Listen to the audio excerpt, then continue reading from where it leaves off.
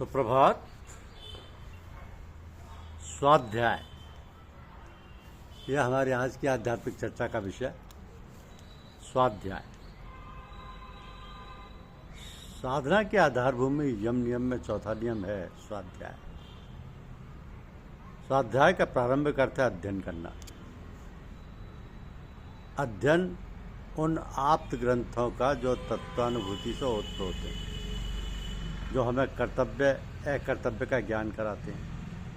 वेद, उपनिषद, षड्दर्शन, गीता, रामायण, महाभारत, जैन दर्शन, बौद्ध दर्शन, गुरु ग्रंथ साहब, वान्य न्याय, धर्मों के प्रमुख आधारभूत ग्रंथ, कुरान, बाइबिल आदि आदि।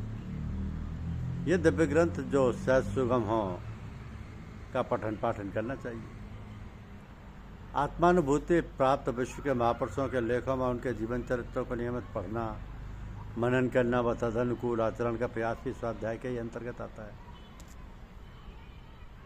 लेकिन ये पढ़ना जब रूढ़ हो जाता है, तोता रटंत बन जाता है, केवल पारायण कर लेना ही धर्म बन जाता है, तब ऐसे जड़ स्वाध्याय से आंतरिक चेतना का उत्थान असंभव हो जाता है। तो मानव मन का परिष्कार रुक जाता है। जबकि स्वाध्याय का मूल उद्देश्य तो मानव मन का रूपांतरण करते हुए आत्म साक्षात्कार कराना ही था, स्वयं को जानना ही था।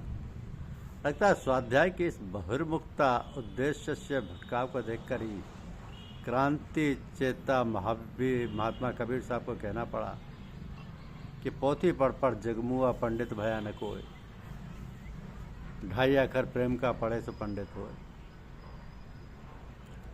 तो स्वाध्याय शब्द का निर्माण हुआ स्वयं के अध्याय के लिए, अर्थात स्वयं का अध्ययन, अंतर्दर्शन, खुद को पढ़ना, स्वयं को बांचना, जांचना। बाह्य पुस्तक नहीं, भीतर की पुस्तक को पढ़ना। वेद के 3 महान उद्घोष यहाँ आ जाते हैं। सत्यम वद यानी सत्य बोलो, धर्मचर यानी धर्म का आचरण करो, स्वाध्यान में प्रद अर्थात स्वाध्याय करने में प्रमाद न करो, आलस्य न करो। तो प्रथम 2 में साधारण विधेयात्मक निर्देश है, सत्य बोलो, धर्म पर चलो या धर्माचरण करो। किंतु तीसरे निर्देश में ऋषि चेतना ने साधकों को बेहद सतर्क किया है कि स्वाध्याय करने में आलस्य प्रमाद कतई न करो। मानव मन का तमोगुणी स्वभाव है आलस्य प्रमाद करना, किंतु अपने अध्ययन या स्वयं के मूल्यांकन या स्वयं की जांच परख में यदि साधक ने ढिलाई कर दी तो फिर अध्यात्म का यह रथ किसी दलदल में धंसा हुआ ही समझे कि पतन अवश्यंभावी है। तो अपनी आत्मानुभूति के इस यात्रा को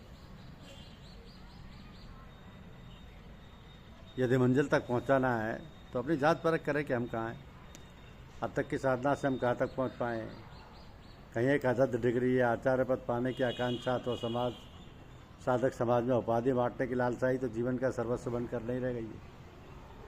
क्योंकि उपाधियों के मायाजाल में मानव मन के परिष्कार व आत्मोन्नति का प्रमुख लक्ष्य कहीं बहुत पीछे छूट गया है। पथिक को तो सही, बिना विचारे आँख बंद कर बस चले ही जा रहे हो।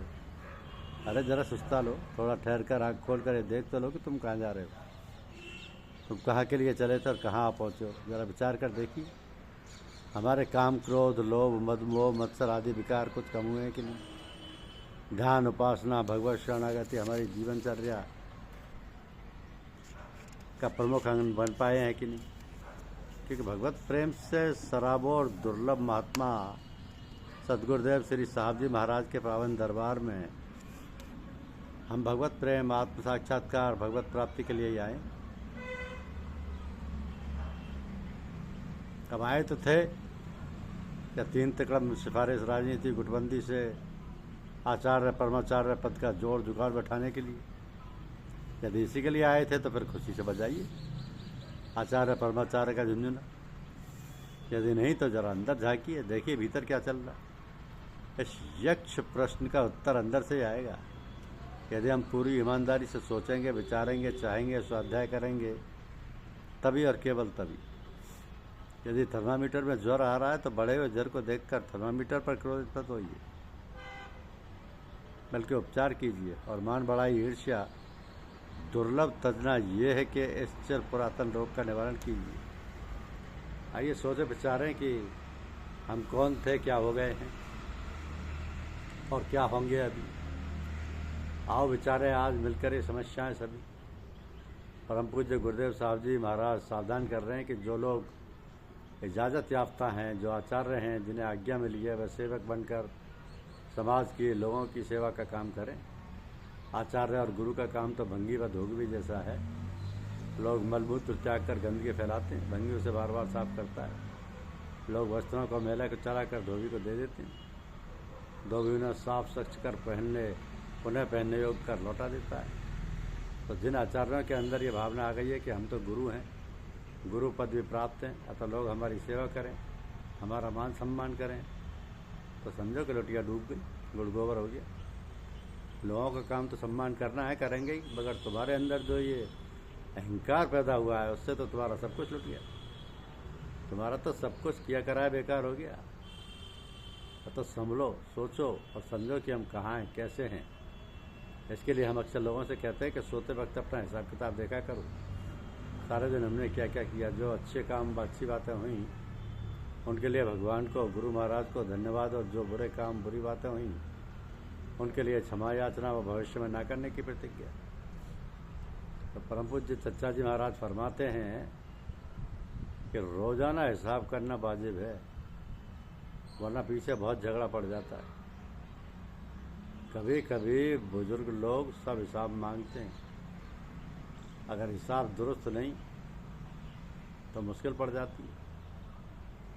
हर रोज़ हिसाब साफ और बेबाक रखो। तो सावधान होकर स्वाध्याय में तत्पर हो जाएं, तो फिर इष्ट का साक्षात्कार दुर्लभ नहीं है। महर्षि पतंजलि हमें आश्वस्त कर रहे हैं कि स्वाध्याय दृष्ट देवता संप्रयोगे। धन्यवाद। यूट्यूब चैनल को लाइक और सब्सक्राइब अवश्य कीजिए। शुक्रिया।